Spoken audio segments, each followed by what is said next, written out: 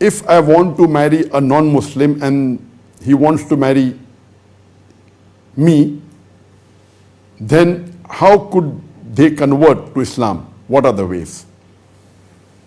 As far as marrying a non-Muslim is concerned, Allah is very clear-cut in the Quran in Surah Baqarah, chapter number 2, verse number 221, that where it says that do not marry unbelieving women until they believe. A believing woman, even if she's a bondswoman, is better than an unbelieving woman, even if she allows you. That means the Quran is very clear-cut. Do not marry a mushrikah, a idolatress, until she believes. A believing bondswoman, she may be a slave woman, she may be a black woman, she may be an ugly woman, is much better than a believing woman, even if she allows you. She may be the most beautiful woman in the world, she may be the beauty queen, but if she is the unbeliever, if she is the mushrikah, a believing woman who is ugly is far superior to the most beautiful woman, even if she allows you. This verse of the Quran is very clear-cut. And the verse continues that do not marry the woman to a believing man. Do not marry the believing woman to a mushrik, to an idolater, until he believes.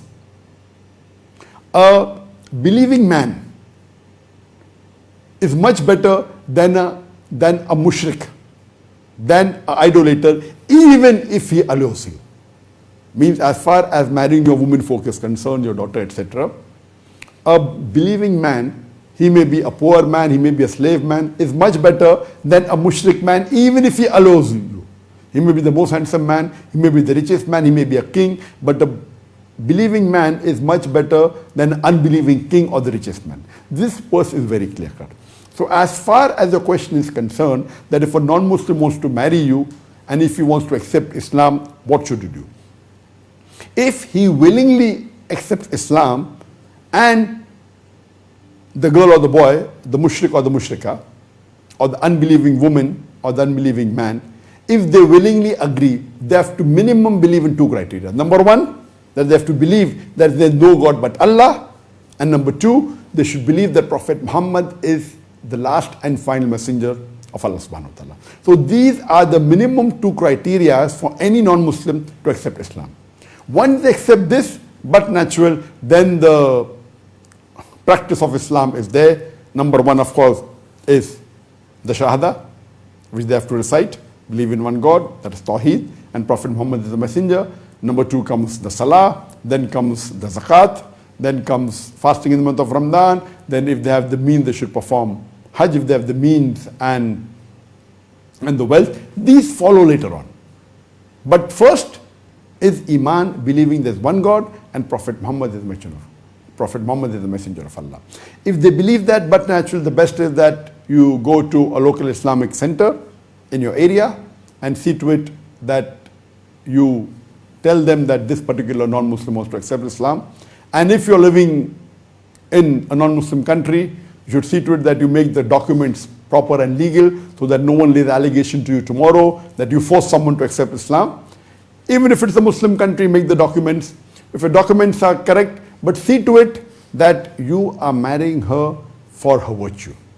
If you as a Muslim boy or a Muslim girl is marrying a non-Muslim who is willing to accept Islam just because of infatuation, then that is not the correct approach. Our beloved Prophet ﷺ said that when you look into a life partner, you look for four things. Number one, it is wealth. Number two is beauty. Third is nobility. And fourth is virtue, that is deen. And the best amongst all is the deen, is the virtue. So marrying a virtuous person is the most important compared to all the rest. So if you feel that yes, there are some non-Muslims after accepting Islam, they are very virtuous and much better than many of the practicing Muslims. So if that is the case, that if she is a virtuous woman or if he is a virtuous man, if that is the case, then no problem. But see to it that they accept Islam because they like Islam, not because just they want to marry you. If this thing is there, then Bismillah, you can go ahead and see to it that you teach the teachings of the Quran and the Hadith to the spouse after you marry, and see to it that you both of you get closer and closer to the Quran and Hadith. Hope that answers the question.